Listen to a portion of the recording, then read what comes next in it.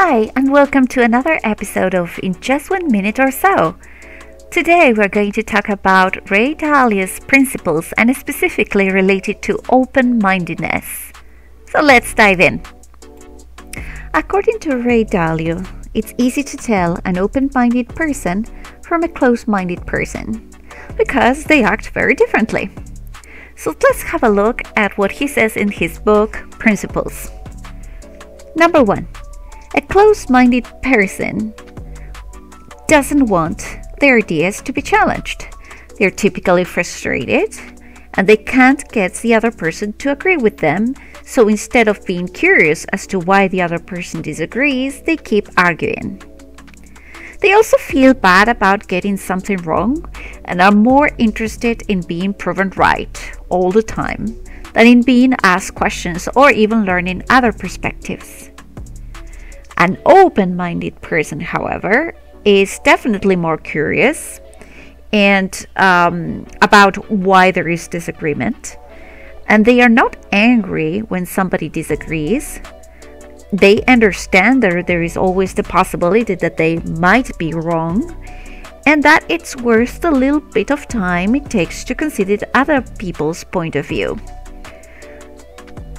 Okay, so that was about ideas being challenged. Let's move now to making statements and asking questions. A closed-minded person is that person is more likely to make statements than ask questions. So an open-minded person would genuinely believe that they could be wrong, so the questions that they ask are genuine. Another characteristic is that a closed-minded person will focus much more on being understood than on understanding others.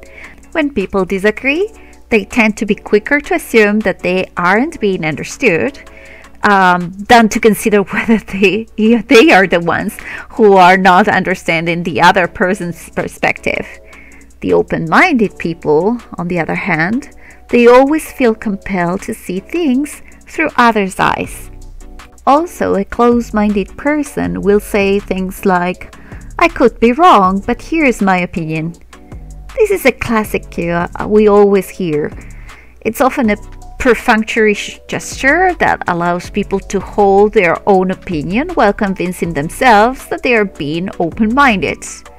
If your statement starts with "I could be wrong" or "I'm not believable," you should probably follow it with a question and not an assertion. In the case of open-minded people, they know when to make statements and when to ask questions. Closed-minded people also block others from speaking, while open-minded people are always more interested in listening than in speaking, and they encourage others to voice their views. Closed-minded people will always have trouble holding two thoughts simultaneously in their minds. They allow their own view to crowd out others. Open-minded people, on the other hand, can take in the thoughts of others without losing their ability to think well. They can hold two or more conflicting concepts in their mind and go back and forth between them to assess their relative merits. And finally, closed-minded people will lack a deep sense of humility. Humility typically comes from an experience of crushing, which leads to an enlightened focus on knowing what one doesn't know. Open-minded people approach everything with a deep-seated fear that they may be wrong. And once you can sort out open-minded from closed-minded people, you'll find that you want to surround yourself with open-minded ones. Doing so will not only make your decision-making more effective, but you'll also learn a tremendous amount. A few good decision makers working effectively together can significantly outperform a good decision maker working alone. And even the best decision maker can significantly improve his or her decisions with the help of the others' excellent decision makers. Now, one thing that is very important here is that no matter how open-minded you are now, it is something that you can always learn. Here are some tips to actually grow in your open-mindedness. So let's make being open-minded a habit. The life that you will live is most simply the result of habits you develop. If you consistently use feelings of anger or frustration as cues to calm yourself down, to slow down, and also to approach the subject at hand thoughtfully, over time you will experience negative emotions much less frequently. Another practice is to get to know your blind spots. When you're close-minded and form an opinion in an area where you have a blind spot, it can be deadly. So take some time to record the circumstances in which you've been consistently made bad decisions because you failed to see what others saw. Ask others, especially those who have seen what you've missed, to help you with it. Write a list, tuck it up on the wall, and stare at it. If ever you find yourself about to make a decision, especially a big one, in one of these areas without consulting others, understand that you're taking a big risk and that it would be illogical to expect that you'll get the results you think you will. Do everything in your power to help others also be open-minded. Being calm and reasonable in how you present your view will help prevent the flight or fight animal amygdala reaction in others. Be reasonable and expect others to be reasonable. Ask them to point to the evidence that supports their point of view. Remember, it's not an argument. It is an open exploration of what's true. Demonstrating that you're taking in what they are telling you can be helpful. And finally, know when it's best to stop fighting and have faith in your decision-making process.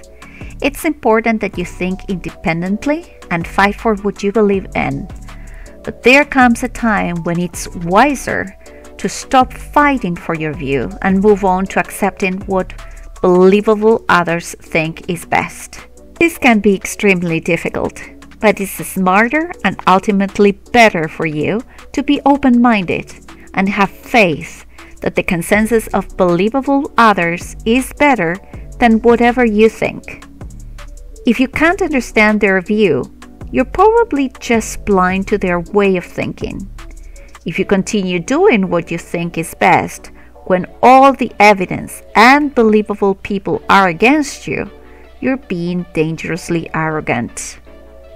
The truth is that while most people can become radically open-minded, some can't, even after they have repeatedly encountered lots of pain from betting that they were right when they were not.